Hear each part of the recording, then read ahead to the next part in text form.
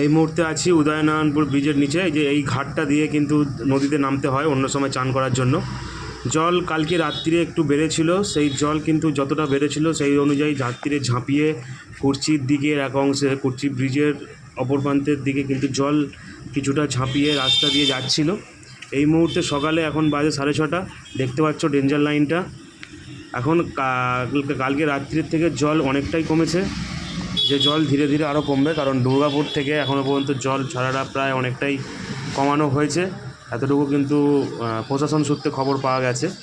এখন সকাল প্রায় 6:30 বাজে, দেখতে পাচ্ছ জল কিন্তু আগে যে ভিডিও দেখেছিলে তার থেকে প্রচুর পরিমাণে বেশি, কিন্তু এর রাত্রিরে আরও বেশি জল ছিল, সকালে থেকে সেটা আরও কমে গেছে। কুর্চির একাংশ যেমন জলেতে একটু ডুবে গেছে। আর এই মুহূর্তে আমরা আছি, দেখতে পাচ্ছ, এবার আমরা চলে এসেছি সিংটি চলে যাব। কুর্চির এক অংশ কিন্তু জল ঢুকেছে, হালকা করে প্লাবিত হয়েছে কুর্চির একটি অংশ বা কুর্চির একটি গ্রাম। এই যে ব্রিজের ডেঞ্জার লাইন কিন্তু ক্রস করেছিল রাত্রির দিকে, মানে কিছুটা জল ওভারফ্লো হয়ে কুর্চির দিকে যাচ্ছিল, তো সেই জল এখন অনেকটাই কমে গেছে। জল বন্যা বিপদমুক্ত বলা যেতে পারে উদয়নারায়ণপুর। সিংটিতে চলে এসেছিলাম। সিংটি এই জায়গাটা সবাই জানো, সিংটি কানা নদী বলা হয়।